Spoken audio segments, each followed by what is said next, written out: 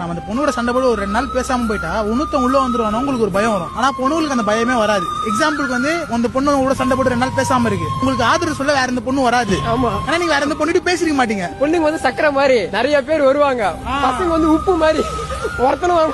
அந்த பயத்திலே பாதி பசங்க வந்து ஒரு பிரேக்கப் இல்ல ஒரு பொண்ணுகிட்ட சண்டை போடுறதுக்கு கூட பயப்படுறாங்க. எங்க ஒண்ணுத்த நடுவுல வந்துருவானோ அந்த பெஸ்டி பெஞ்சி அது மாதிரி பல கேட்டகரி இருக்கானுங்க இப்ப இருக்கிறான். ஒரு பொண்ணு லவ் பண்ணுதா அந்த பொண்ணுக்கு நீ பெஸ்டியா இருக்கணும்னு அவசியம் இல்லை. நான் இப்போ ஒரு காலேஜ் டைம்ல ஒரு பொண்ணுக்கு நீ ஒரு பெஸ்டியா இருக்கல ஒரு ஃப்ரெண்டா இருக்குன்னா என்ன நீட் இருக்கும்? அந்த பொண்ணோட ஃபீலிங்ஸை ஷேர் பண்றதுக்கோ இல்ல அந்த பொண்ணுக்கு ஹெல்ப் பண்றதுக்கோ நீ இருக்க. லவ்வர்னு ஒருத்தவன்ட்டா அதெல்லாம் அவன் பண்றதுக்கு இருக்கான். ஒரு கேரிங்கோ இல்ல அவனை பத்தி பாத்துக்கிறது. நீ உனக்கு என்ன வேலை அவங்க பெஸ்டியா? நீ உங்க காலேஜ் டைம்ல ஃப்ரெண்டா இருந்தா ஓகே ஃபைன், நீங்க ஒரு மெமரிஸ் கிரியேட் பண்ணிக்கலாம், ஜாலியா வெளில சுத்திட்டு வந்தீங்களா, அதெல்லாம் ஓகே ஃபைன். அந்த பொண்ணுக்கு ஒரு நெக்ஸ்ட் ஸ்டேஜ் லவ்னு போகும்போது நீ டிஸ்டர்ப் பண்ணாத. அந்த பொண்ணுக்கு ஒரு வாழ்க்கை வந்துச்சு, அந்த பொண்ணு அந்த பையன் பாத்துப்பான். நீ போய் நடுவுல கேர் பண்ணும்போது அந்த பொண்ணுக்கு என்ன தாட் வரும்? நம்ம ஆளோட இவன் நல்லா கேர் பண்றான் அப்படின்னு ஒரு தாட் வந்து அந்த பொண்ணுக்கு டைவர்ஷன் ஆகும். இப்ப இருக்க பாதி லவ்வோட பிரேக்கப்புக்கு காரணமே இதான் ப்ரோ.